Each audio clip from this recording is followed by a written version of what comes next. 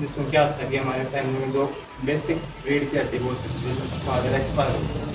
सब जैसे मैंने वो लाइफ टाइम का पैच ले रखा था। जिस दिन इसका बेरा लगा मन बोली भगवान ने बात मेरे मन की कर। बहुत बढ़िया जी। 1-1.5 साल मतलब जी है ना कि फुल फोकस से पढ़ेगा तो सब जो मिल जाएगी डेफिनेटली। ये तो बहुत मेहनत करा पूरा दिन पूरी रात पढ़ जाएगा। नमस्कार दोस्तों, गैलेक्सी एक्सिस कोचिंग पॉइंट की टीम आज एक ऐसे सफ़र पर निकल रही है जो आपको बताने वाली है दो भाइयों के संघर्ष की कहानी। ये भाई कोई और नहीं, ये हैं आशीष और अंकित। दोनों भाई गांव महारा से बिलोंग करते हैं और दोनों ने अपनी तैयारी लगभग 1.5 साल पहले गैलेक्सी एक्सिस कोचिंग पॉइंट के साथ शुरू की थी। हम उनके गांव पहुंचेंगे और आपको दिखाएंगे कि कैसे वो वहां से यहां तक पहुंचते थे और किन मुसीबतों और चुनौतियों का उन्होंने सामना किया और कैसे कैसे उन्होंने इस तैयारी को किया और कैसे कैसे उन्होंने इस नौकरी को पाया है। और साथ के साथ हम बात भी करेंगे गांव के बहुत सारे लोगों से, उनके परिवार से, उनकी माताजी से कि किस तरीके से ये बच्चे तैयारी कर रहे थे और कहाँ कहाँ उनको प्रॉब्लम्स आई। चलिए ले चलते हैं आपको आशीष और अंकित के गाँव और दिखाते हैं एक संघर्ष की कहानी।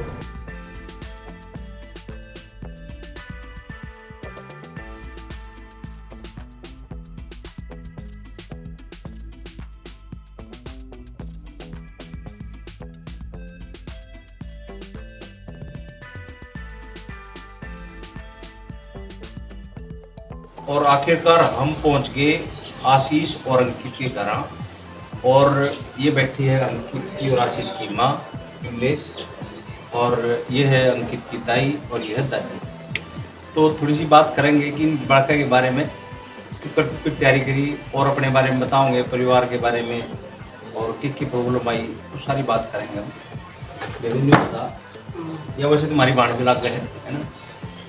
ये बालक जो है कुकर पढ़ा करके कुकर तैयारी करी की दिक्कत आई। ये तो बहुत मेहनत करा पूरा दिन पूरी रात पढ़ जाएगा। और इनके पिताजी के बारे में बता थोड़ा।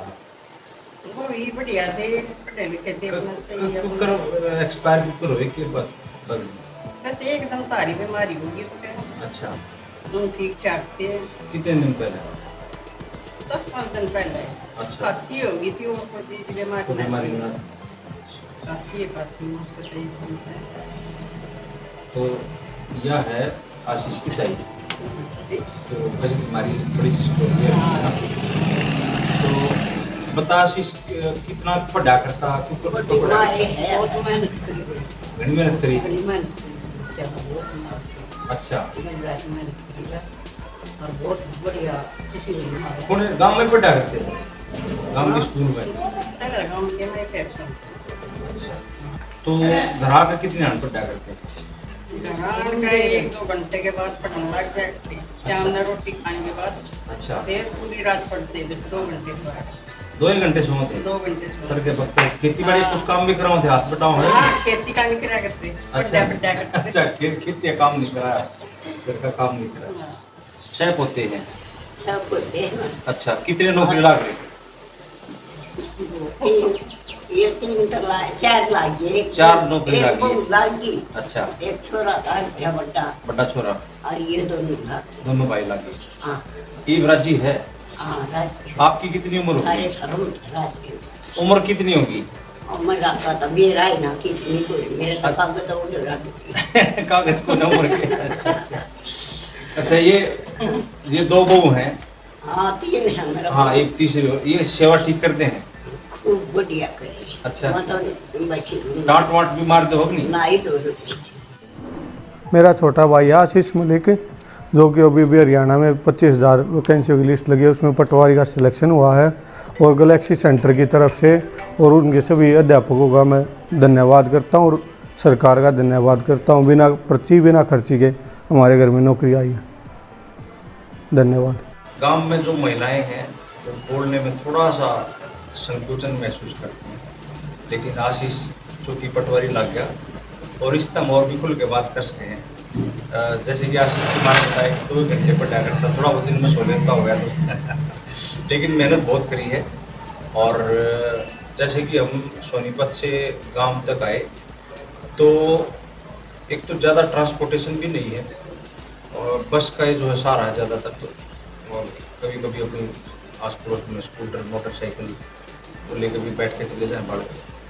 तो आहिस्ते बबू जो है भाई कैसे कैसे शुरुआत हुई और स्कूल, फिर कॉलेज और फिर तैयारी और फिर संघर्ष और फिर कुछ विफलताएं और फिर सफलता और उसके बाद का मूड मिजाज तो सारी बताइएगा।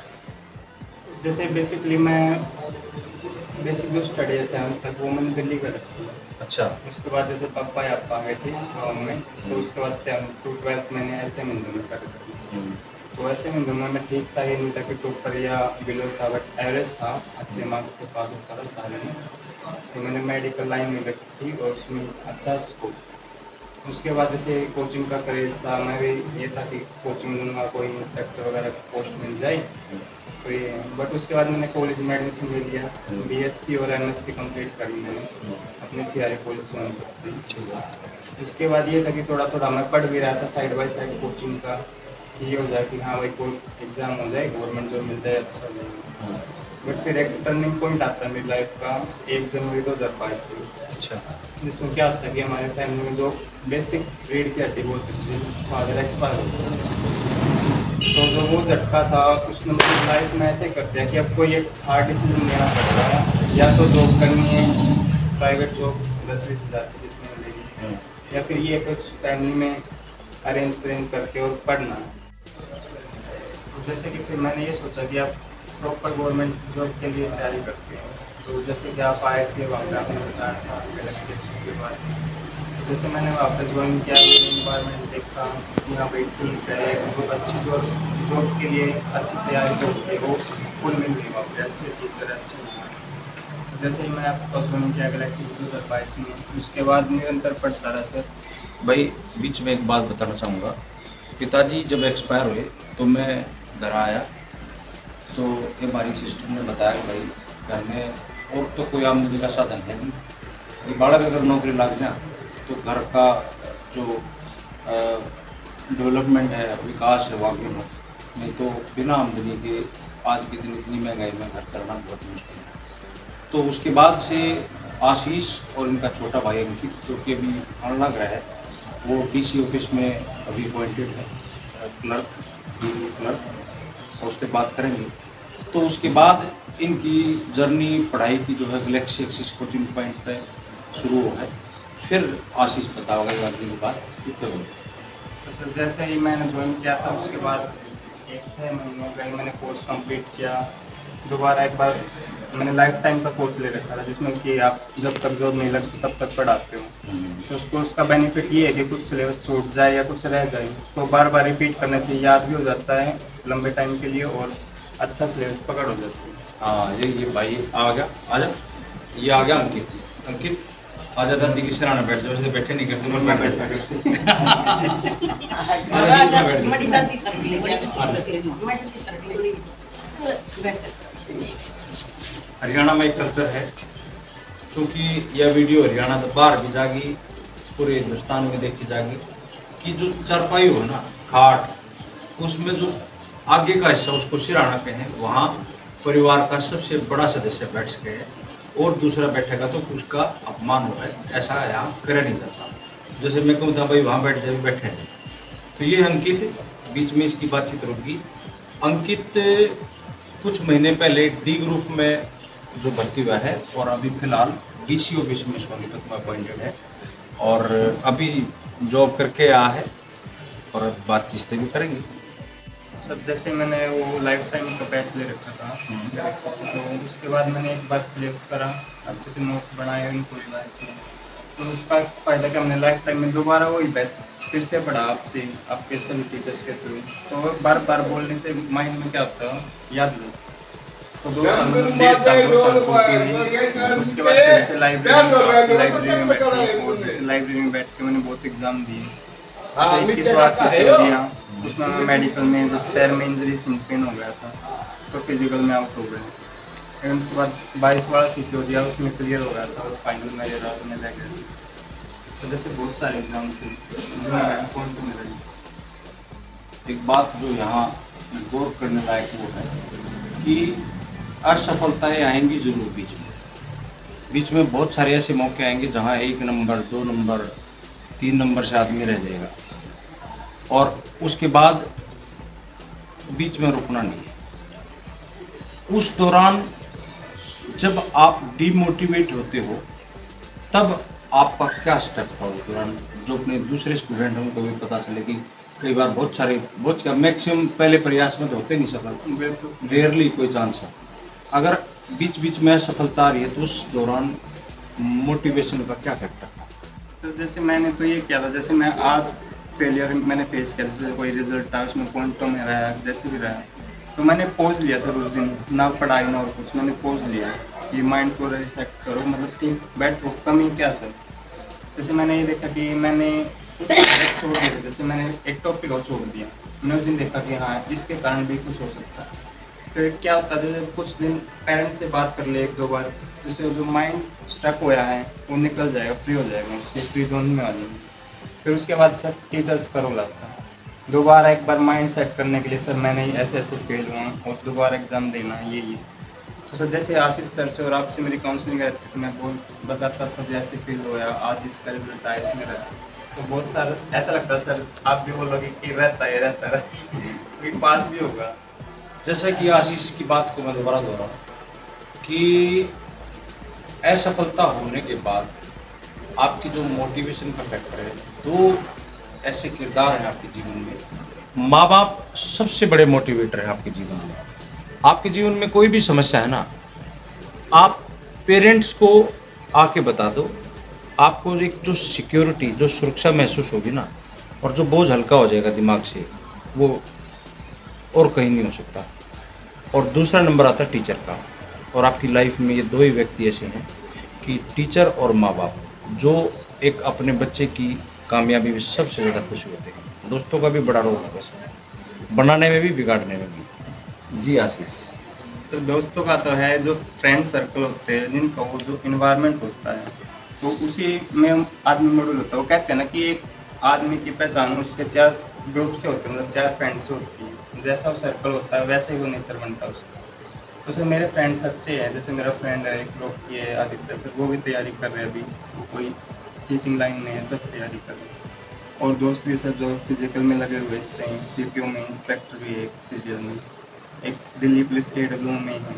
बहुत बढ़िया सर मतलब फ्रेंड सर्कल अच्छा है, और कभी मतलब गलत साइड गए नहीं, नशे पते की साइड ऐसा कुछ था ही नहीं हमारे सर्कल में। सब स्टडी लाइन पे या अपना घर में संभाल रहे बिजनेस तो भी कुछ। कामयाब होने के लिए अच्छे दोस्तों का होना बहुत ज़्यादा ज़रूरी है। तो फिर आपका लास्ट रिजल्ट, उसके बारे में थोड़ा सा बताओ, उसके बाद की कहानी। सर जैसे फिर ये हरियाणा का जो CET था जो 22 में लेकर आए थे, मैंने उसमें अप्लाई कर रखा था। जैसे मैं मेन तैयारी CGL की कर रखा था आपके पास, तो ये था कि ये भी देता गया साइड बाय साइड, जो एग्ज़ाम आया मैंने सब दिए, एक भी एग्ज़ाम नहीं छोड़ा सर। जैसे जितने बच्चों ने मॉक नहीं दे रखे होंगे उतने मैंने सेंटर पे जाके एग्ज़ाम दे रखे। तो जो एक्सपीरियंस है वो एक काम आया इस हरियाणा के पेपर में, क्योंकि इसमें जो है ओवरऑल स्टडी मैटर नहीं करती, इसमें यह है कि आपको कितना एक्सपीरियंस है, नॉलेज है, और कुछ बायलक भी होता है सर। तो आपका मानना ये है कि हर छोटा बड़ा सारे एग्जाम जो है वो फिल करने चाहिए और जाके देने चाहिए। जी जी बिल्कुल। ये बात नोट करने लायक। तो सर जैसे मैंने हरियाणा का CET दे रखा था, उसमें मैंने जो पेपर दे रखे सारे दिए सर। जैसे ये 2 बार तो कैंसिल हो गया सर, उसके बाद अब ये लास्ट इन्होंने पेपर लिया था 6 अगस्त को, उसमें सर मेरा 4 पोस्ट पर सिलेक्शन हुआ।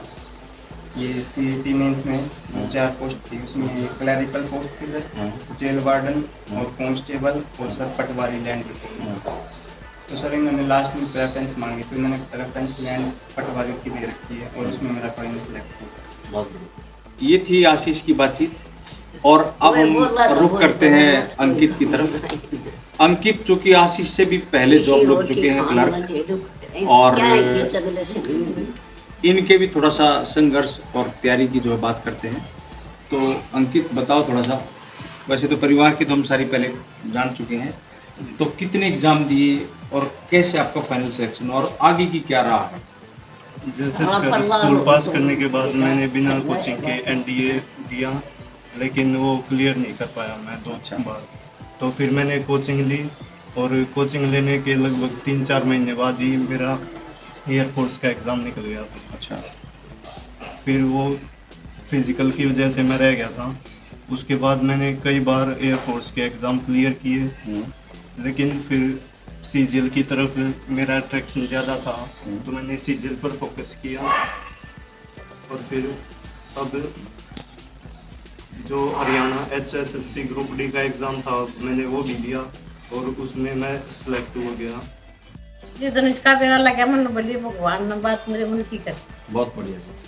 अरे भी मन बेरा लग गया मतलब पाया ही, बल्कि पैर में दर्द था। अच्छा अच्छा हाँ जी, आपको पूरी खुशी है इन हाँ, बात का पूरी कि खुशी नहीं? का जैसा मन कि तक खुशी। बात करते और आस पड़ोस में कितना पास माइक में कोई जैसा बात- कि आपको पता है कि बात करते हुए बहुत सी हो गई, ये जो अंतरात्मा की आवाज है वो निकल के आई सामने, और जो इन्होंने मुराद मांगे, जो भी दुआएं मांगी वो पूरी हो गई। तो उसको लेके इन्होंने बताया कि मैं चाहती थी कि जल्दी से जल्दी नौकरी लग जाए, और दोनों लग भी गए। हाँ पढ़ाई के बारे में आप इनको हमेशा देखती थी शाम हाँ। को, तो ये पढ़ते ही रहते थे। हाँ पढ़ते रहते।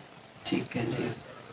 तो आगे मतलब अब तो नौकरी लग गए, कुछ सालों बाद अब इनकी शादी ब्याह भी करोगे आप। और तो जैसा कि आपको पता है कि अब खुशियां तो आई गई हैं, अब ये नौकरी करेंगे और घर में अब खुशियां आती रहेंगी। ठीक है, धन्यवाद जी। परिवार से बात करने के बाद हम आशीष से कुछ फाइनल वर्ड्स चाहेंगे उन सभी बच्चों के लिए जो बच्चे तैयारी कर रहे हैं, जो थोड़े से लापरवाही भी कर रहे हैं, जो कोचिंग सेंटर पे कॉलेज में के नाम पे निकल तो लेते हैं लेकिन वहाँ तक पहुँचते नहीं है, आधे इधर ही पढ़ाई करके बाहर निकल लेते हैं। तो उनके लिए आशीष और अपनी तरफ से कुछ ऐड करना चाहेंगे? सर जैसे ये है जो लगना, जैसे आप बताते रहते हो कि जो में एक चीज़ चाहिए कंटिन्यूटी, जो अपने डिसिप्लिन को बनाए रखेगा और कंटिन्यू टीचर्स के फॉलो करेगा उनके डिसिप्लिन को और जो उनका टाइम टेबल है, तो जॉब मिल जाएगी सर। 1 साल नहीं 2 साल बाद मिल जाएगी, 2 साल बाद नहीं 3 साल बाद। सर वो सब आपका ये है माइंड कैपेसिटी की कौन कितना याद रख सकता है। तो जैसे सर जो टीचर्स की गाइडलाइंस को फॉलो करेगा और अपने पेरेंट्स की मतलब अच्छे इन्वायरमेंट में रहेगा और लाइब्रेरी जो भी ज्वाइन करके अपना 1-1.5 साल मतलब ये है ना कि फुल फोकस से पढ़ेगा तो सर जो मिल जाएगी डेफिनेटली। और सर जैसे आज का यूथ है, जैसे नशे वगैरह में जा रखा है, जो कहीं पे भी जा रखा है, तो उनको ये सर थोड़ा सा भी अगर वो माइंड को सेट करके एक अपनी डायरेक्शन चेंज कर लेते हैं और तो सेंटर वगैरह से किसी अच्छे से जुड़ते हैं और टीचर्स के मतलब संपर्क में आते हैं, तो सर जॉब वो भी एक दिन ले लेंगे। बहुत बढ़िया। तो आखिरी बातचीत आपके अपने coaching centre Galaxy axis coaching centre और सभी पांडे सर, ओम सर, दीपक सर, आशीष सर, विकास सर, बीडी सर और एक आध बार मैं भी आपको पढ़ाता रहा हूँ क्योंकि सर इनके बारे में आप क्या कहना चाहेंगे? सर जैसे सर का तो यही है सर, जो बेस्ट फैकल्टी है वो गैलेक्सी एक्सिस पे मिल रही सर हमें। मैं जैसे मुखर्जी नगर भी गया था, मैं डेमो जब स्टार्टिंग में देखा था मैंने सर, जैसे वहाँ पे जो टीचर्स हैं उनको क्या होता है कि 1 घंटे का टाइम उन्होंने वो पढ़ाना, थोड़ा सा जिसको समझ में आए ना आए ठीक है वो पढ़ा के जाते रहें, और उनका सिलेबस भी लिमिटेड होता है कि 6 महीने में कोर्स करना होता है।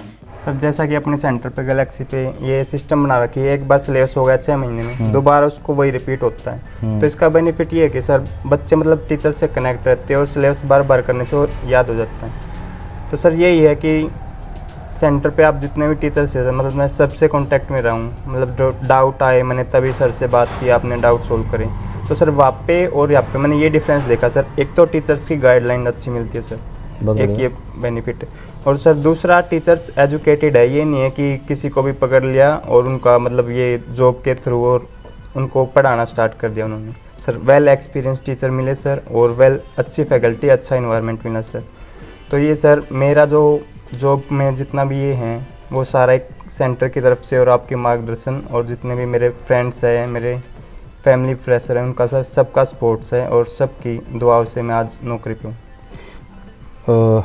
आशीष और अंकित दोनों से एक बातचीत पूछना चाह रहा हूँ कि ऐसा सुनने में आया करता पहले कि भाई रिश्वत और पैसे के बिना नौकरी ना मिलती, तो उस बारे में मैं जानना चाहूँगा कि कितने पैसे देने पड़े इस नौकरी के लिए और किसकी सिफारिश लगवानी पड़ी, या सरकार के एक निष्पक्ष भर्ती प्रक्रिया के तहत आप लोग नौकरी लगे हो, ये मैं जानना चाहता हूँ, ताकि दूसरे बच्चे जो इस बात के भरोसे बैठते कि कोई सिफारिश से नौकरी मिलेगी, कोई रिश्वत से नौकरी मिलेगी, तो इस बारे में मैं थोड़ा सा आपसे जानना चाहता हूँ। जी कैमरामैन।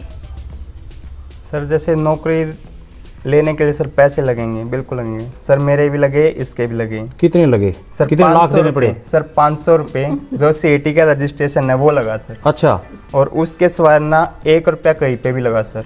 तो आप ये कहना चाहते हो कि 500 रुपये में सरकारी नौकरी मिली है? जी सर, जो रजिस्ट्रेशन है वो फीस देनी पड़ती है सर, और वो ये है 1 टाइम पे है, एक बार पे करने के बाद आप जितने भी पेपर होते हैं वो दे सकते हो। अच्छा सर एक वो 500 रुपये लगी है और कोई फीस नहीं है। जैसे सर सरकार की ये है बिना पर्ची बिना खर्ची जो नौकरी देने का वादा है सर, वो मुझे दिखा है सर, गवर्नमेंट ने करा। तो आपके गांव से कितने बच्चों का सिलेक्शन हुआ है सर मेरे गांव से जिसने 500 रुपये भर के नौकरी पाई है केवल? सर काफ़ी बच्चों का हो रखा, किसी का कांस्टेबल में, किसी का क्लर्क में, और मेरा पटवारी में हो रखा है, इस बाई का ग्रुप डी में। सर बहुत सारे बच्चे जो इन 4-5 सालों में गाँव से लगे हैं। चलिए आशीष आपसे बातचीत करके और पूरे परिवार से मिलकर बड़ा मज़ा आया। और एक बात पक्की होगी कि हरियाणा में रिश्वत और पैसे देकर नौकरी नहीं लगती। केवल एक सरकार की जो फीस है, जो रजिस्ट्रेशन फ़ीस है, वो आपको भरनी है और उसके बाद आप बहुत सारे एग्ज़ाम दे सकते हो।